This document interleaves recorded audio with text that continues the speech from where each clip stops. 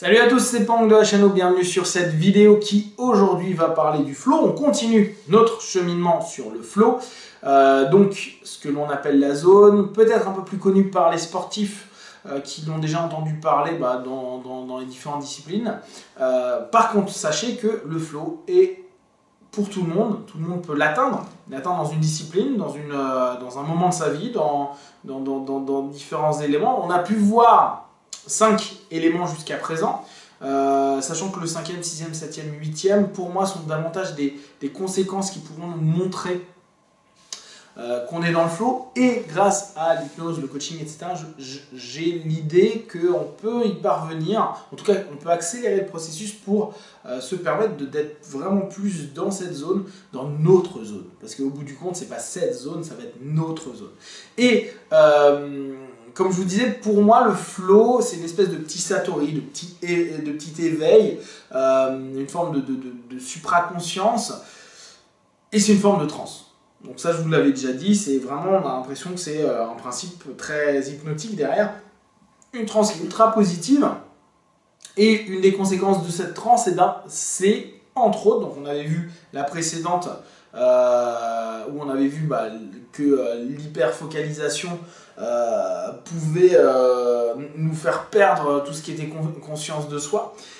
Là, ça va être plutôt la notion de distorsion de temps. Temps, espace, lui précise plutôt temps, mais je pense que de toute façon on va voir l'un l'autre. Cette notion où le temps, l'espace n'a plus vraiment d'importance, et que dans cette zone, quand on est dans cette zone, le temps on s'en fout, et tout est fluide. C'est comme, on n'a plus besoin de savoir le temps, on n'a plus besoin de ressentir combien de temps si c'est allé vite ou si c'est allé doucement. Alors imaginez, quand on est dans une phase sportive, c'est comme si la balle elle arrive doucement pour notre coup droit, c'est comme si en boxe tout ralentissait et qu'on avait nos enchaînements on a l'impression que tout va doucement. Ou en tout cas le temps n'a pas de prise sur nous, on a vraiment cette espèce de distorsion.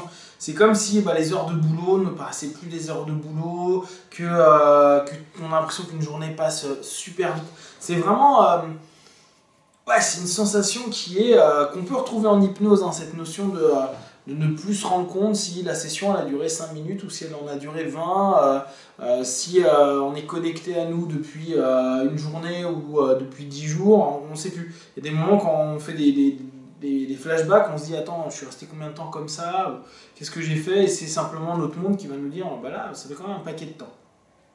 Bon là parfois quand on adore une conférence, donc souvenez-vous, le kiff a de l'importance, quand on a vraiment du plaisir, quand on est dans cette transe, etc. Là, dans notre zone, c'est quelque chose qui arrivera de manière assez logique, parce que si on pense que l'ego en tant que tel diminue un petit peu et qu'on est dans un rapport hyper dissociatif avec nous-mêmes, parce que c'est ça, on est dissociatif avec nous-mêmes et fusionnant avec un objet, cette transe elle est hyper orientée, et de cette transe orientée, on a forte chance d'être dans des perceptions du temps et de l'espace qui se transforment totalement. Donc si vous continuez sur le principe de mettre en place ce flow pour vous, là j'ai pas vraiment d'exercice à vous indiquer, sachant qu'il suffit que vous travaillez sur votre transe. Vous vous souvenez hier, en tout cas sur la précédente vidéo, on avait cette notion de pré-test thérapie.